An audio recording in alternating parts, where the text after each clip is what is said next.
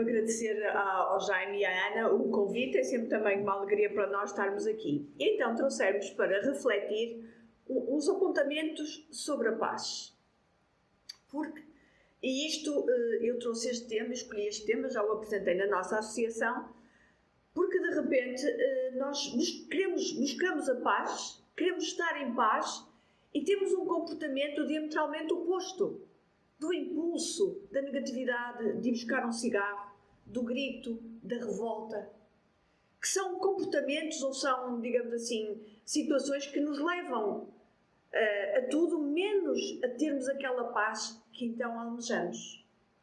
E quão poucos de nós conseguem ter a serenidade para, nesses momentos de desafio ou de paz que necessitamos, de buscarmos o acerenamento interior, a intuição dos benfeitores espirituais, nos elevarmos efetivamente numa prece que traria logo efetivamente mais resultado, porque nos predispunhamos à abertura intuitiva para podermos receber o aconselhamento do nosso guia espiritual, dos nossos benfeitores espirituais, porque a revolta, o impulso, só nos fecha, digamos assim, na materialidade e não nos permite discernir até, muitas das vezes, as melhores situações e o melhor passo a podermos dar.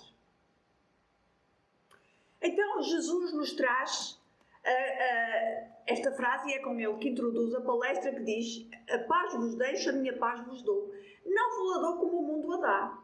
E depois completa: não se atemorize o vosso coração, no mundo só tereis tribulações. Eu venci o mundo. Então Jesus nos diz que se Ele venceu o mundo, que nós também conseguimos vencer. E como é que Ele efetivamente vencia o mundo? Porque o seu comportamento ético era baseado sempre nas leis de Deus. Ele não estava, nem fazia nada para agradar aos homens, ou para agradar situações materiais que fossem simpáticas aos conceitos, aos homens da altura, mas sim a Deus. E então é este conceito que Ele nos dá. Ou seja, nós no mundo vamos ter tribulações. Porquê? Porque é inerente ao nosso processo evolutivo. Porque nós temos uma tendência acomodativa de nos acomodarmos em situações que nos levam muitas das vezes à estagnação, ao não desenvolvimento. Ora, e o sentido da vida é o do progresso, é da evolução. Então, nós estamos constantemente, através dos desafios da vida, a sermos como que espicaçados para podermos, de facto, progredir. Porque senão, de facto, estagnamos. Então, Jesus nos diz que essas tribulações que nós temos, e muito mais agora, numa época em que se separa o trigo do joio, em que todos nós entramos por essa porta estreita, por esse filtro, onde efetivamente só passará aqueles que já têm, não é os perfeitos, porque não somos perfeitos, nem o mundo regenerado ou o planeta regenerado irá só ter espíritos perfeitos, mas aqueles que têm a vontade de cooperar com as leis de Deus, de trabalhar e de avançar. Então, nesta altura, todos nós somos bastante tribulados, todos nós estamos a ser bastante exprimidos, e então como é que nós podemos, de facto, vencer o mundo? Se tivermos o nosso comportamento estruturado nestas leis divinas que nós já conhecemos e que efetivamente nos regem. E que aparentemente aos materialistas que se julgam os vencedores do mundo e os vencedores momentâneos, e até podem ter algumas vitórias momentâneas, mas aquele que age de acordo com as leis de Deus, esse sim acaba sempre por vencer. Porque esta é, efetivamente, a normalidade das leis da vida. É que aquele que se posiciona de acordo com essas leis é, efetivamente, está em busca da verdade. Então a verdade se patenteia. E muitas das vezes até no tempo. Muitas das vezes os homens, com as suas máscaras que se ajudam uns aos outros, conseguem ludibriar a sociedade, conseguem enganar, mas mais cedo ou mais tarde acabam não somente pelos homens a serem efetivamente desmascarados e conhecidos, mas principalmente, como nós sabemos, não enganam a Deus nem enganam aos nossos benfeitores espirituais. Porque nós, efetivamente, plasmamos espiritualmente aquilo que somos. Era aquilo que falava agora ainda o Evangelho no coração puro. No coração puro. Não é?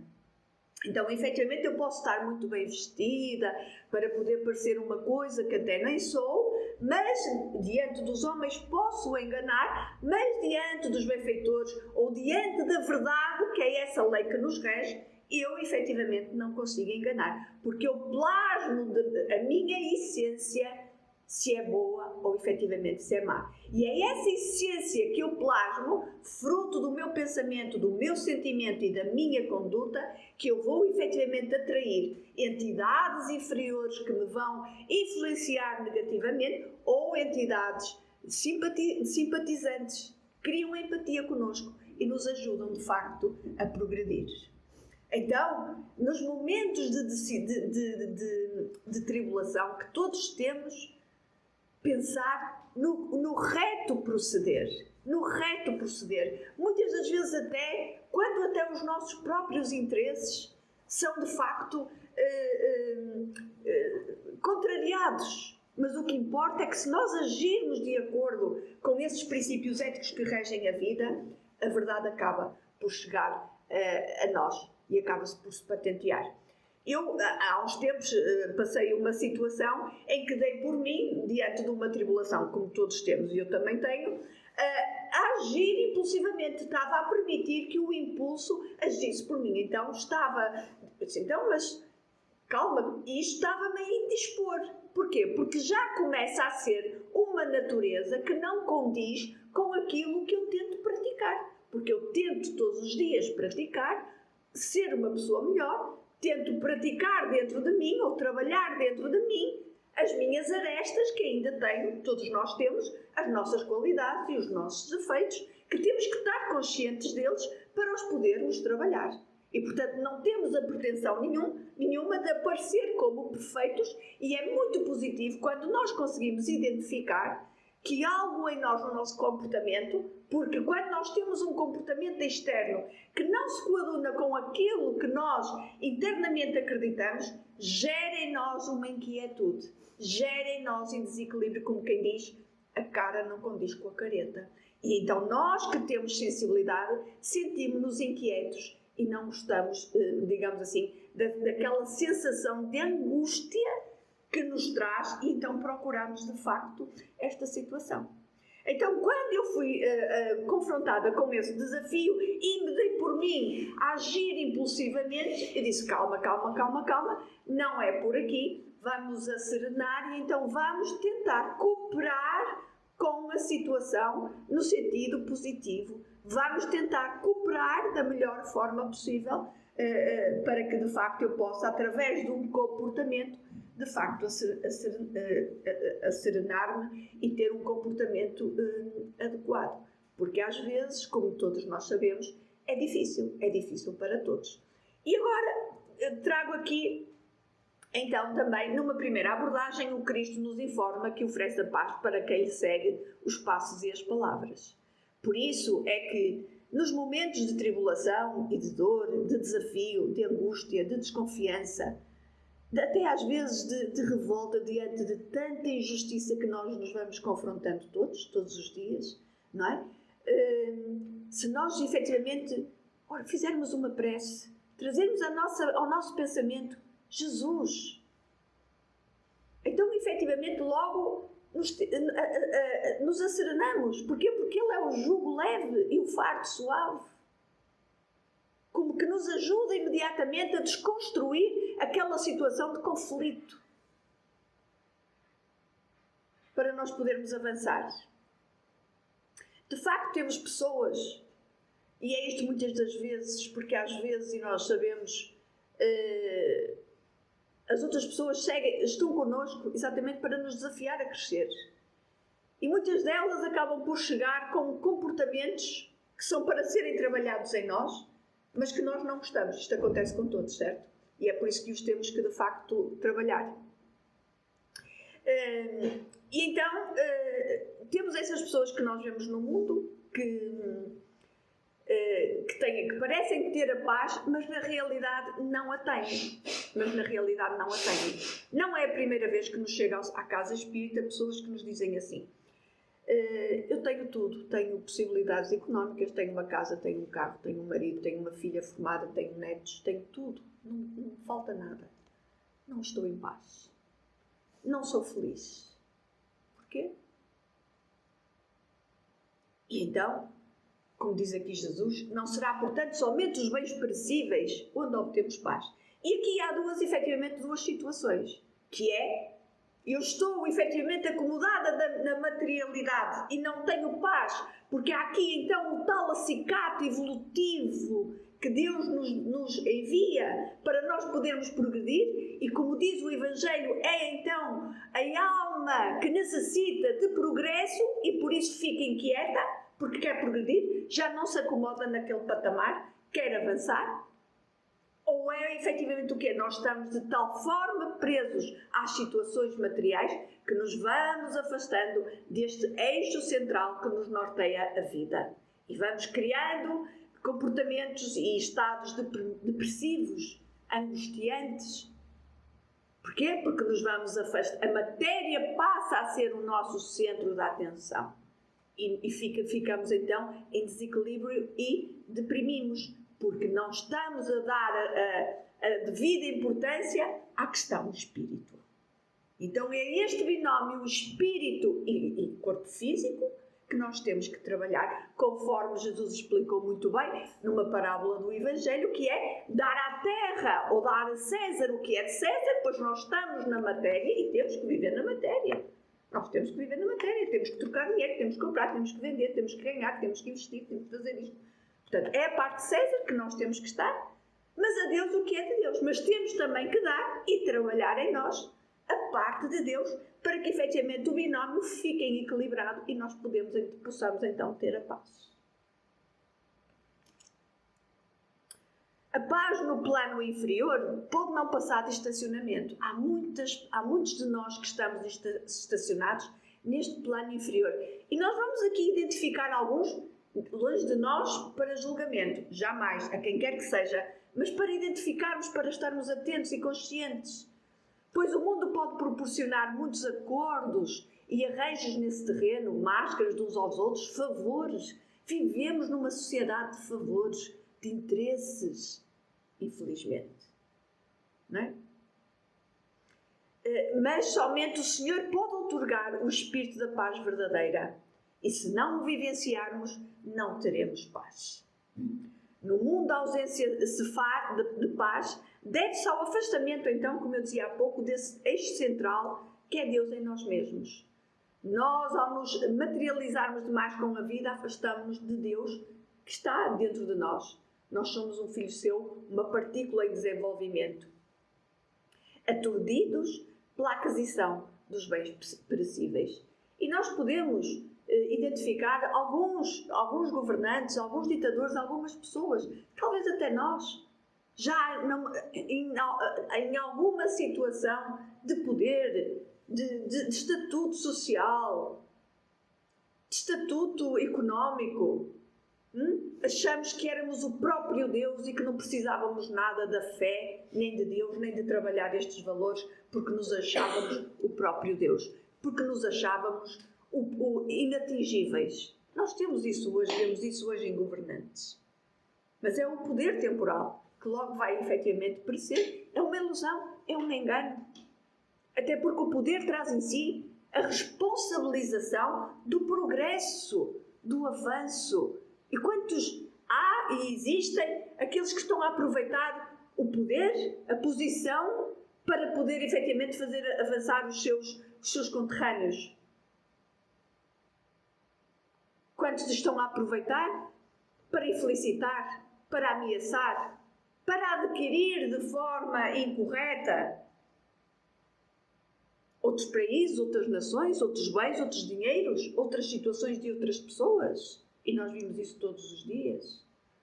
Até nos próprios empregos, hoje em dia. E isto não deve ser só no trabalho que frequento, todos nós. Não há ética. Muitas das vezes, companheiros na mesma empresa de anos, Rivalizam-se por uma posição.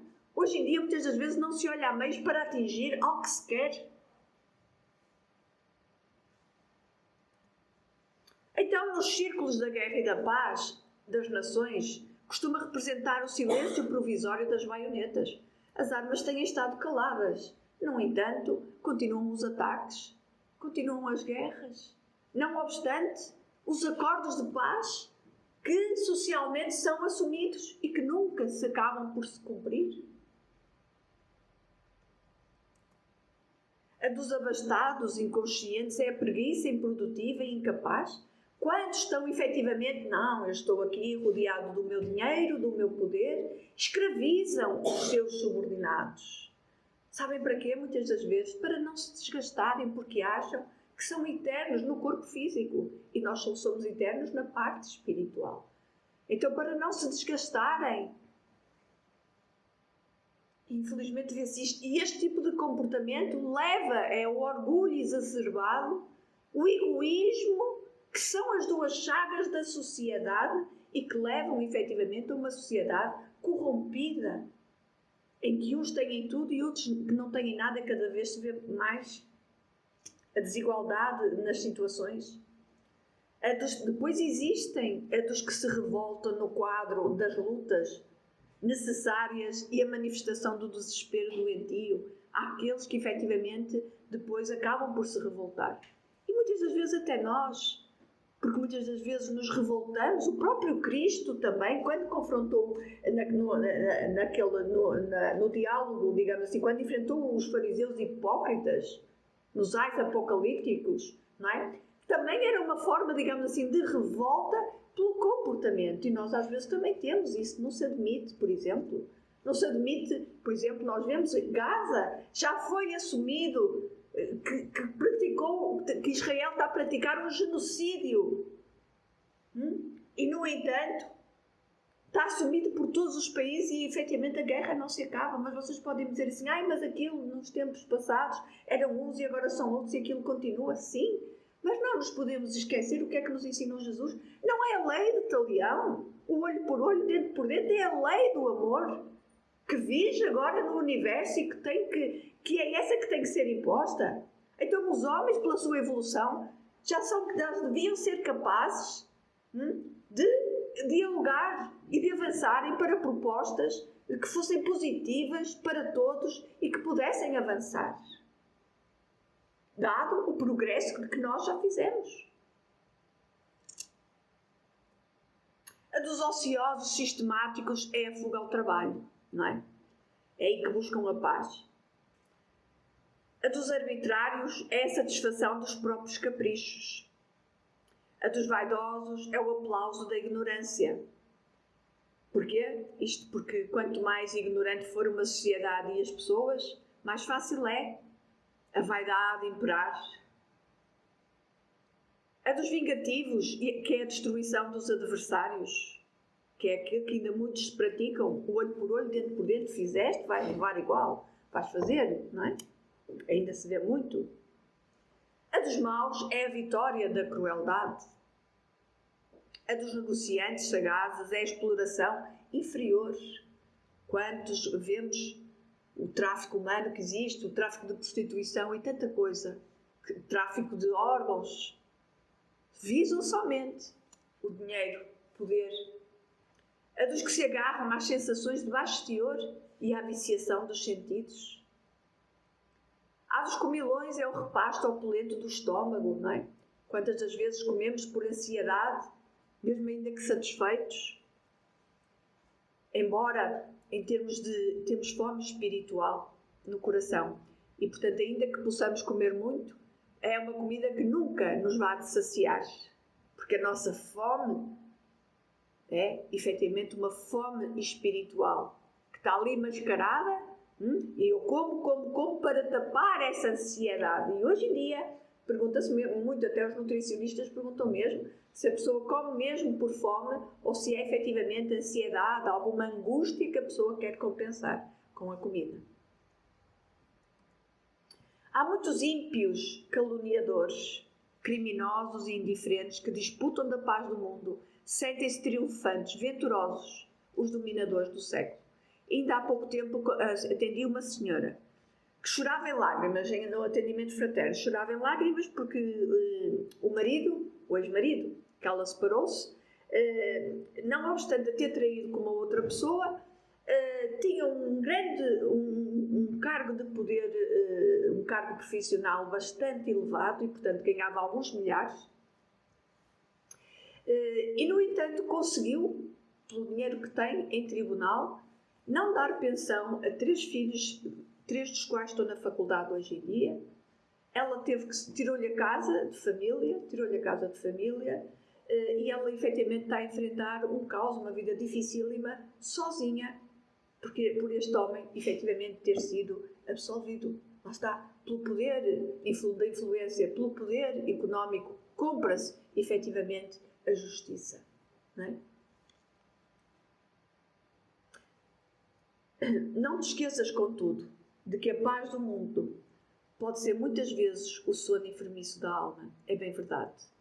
Todos estes exemplos que trouxemos e outros tantos que nós conhecemos, é a alma que está efetivamente em estado de sono e precisa efetivamente ser despertada.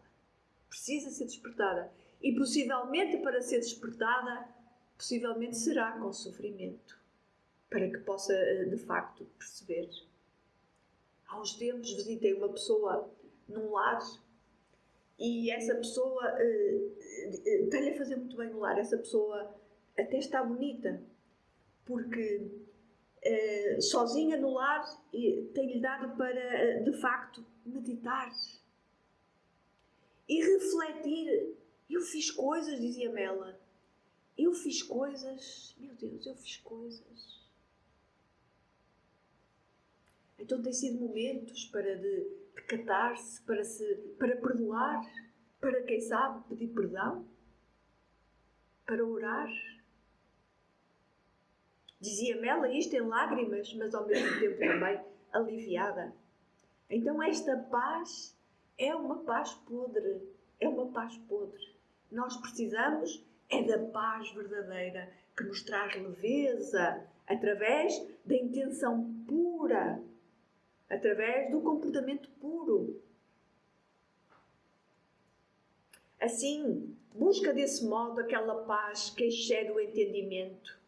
Sim, muitas das vezes nós temos que procurar essa paz, que é a tal paz do Cristo, que muitas das vezes as pessoas nos dizem: é um trengo, é uma coitadita, nem responde, nem diz nada, é uma coitadita. Atenção, o nós não revidarmos não quer dizer que nós não possamos nos defender, que são coisas completamente diferentes. Não é? Então, cultivar porta adentro do espírito, no campo da consciência e no santuário do coração. Às vezes também damos por nós, muitas das vezes, educadamente, temos que confrontar as pessoas. Educadamente temos o direito de nos posicionarmos com uma opinião contrária e podemos dizê-lo e manifestá-lo com toda a educação.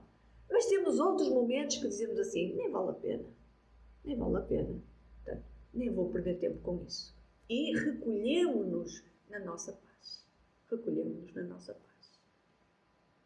E ainda hoje ouvia na meditação da manhã alguém que dizia que muitas das vezes, quando as pessoas nos trazem esses comportamentos que nos chateiam e que nós ficamos a pensar, e muitas das vezes isso acaba por perturbar o nosso dia, para nós não permitirmos. E como é que nós podemos fazer isso? Através de uma oração. Ou então a pensar naquilo que a pessoa disse e a enviar para longe, para que aquilo nos deixe efetivamente de incomodar. Porque muitas das vezes essas situações, que são as tais pessoas, têm o condão de nos trazer aquela situação e aquele pensamento manipulador intrusivo, que fica ali tal, sempre a picar-nos, sempre ali a influenciar-nos. E isto também cabe a nós fazer um basta, não quero isto, porque isto está-me a fazer mal. E, efetivamente, afastar-nos da situação. E nós temos essa capacidade, se quisermos. Porque quando estiver o nosso pensamento, aí está o nosso coração, ou aí está a nossa situação.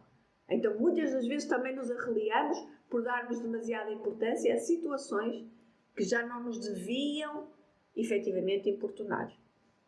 Então, sendo as duas leis, a da afinidade e a sintonia, que são as duas leis que regem o universo, a que tipo de paz que nós nos identificamos?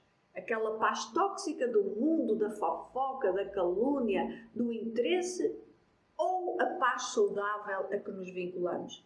Não me interessa que falem, eu vou fazer o meu percurso, eu vou fazer o meu caminho. A quem é que nós temos que dar satisfações? A nossa consciência.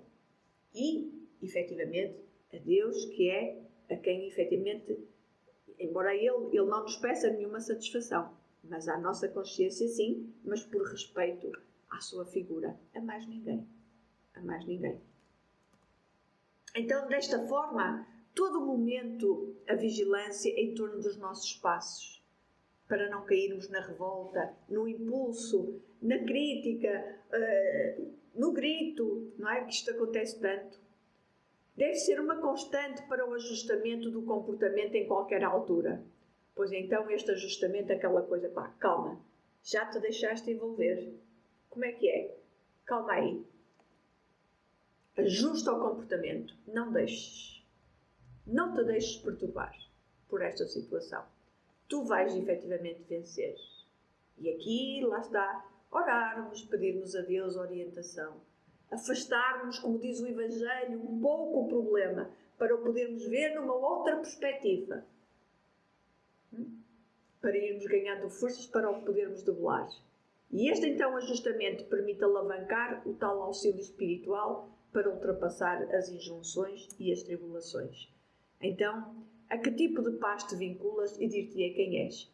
Esta palestra foi inteiramente para mim porque eu, como disse, tive que trabalhar muito a impulsividade em mim. Não tenho vergonha de o dizer. Tive que trabalhar a impulsividade em mim. Tive que trabalhar e ainda trabalho a impulsividade em mim. Porque quero efetivamente ter a verdadeira paz. Viver a verdadeira paz. A nossa bibliografia foi o Evangelho segundo o Espiritismo, de Allan Kardec, e foi a lição Vinha de Luz de Emmanuel, de Francisco Cândido Xavier.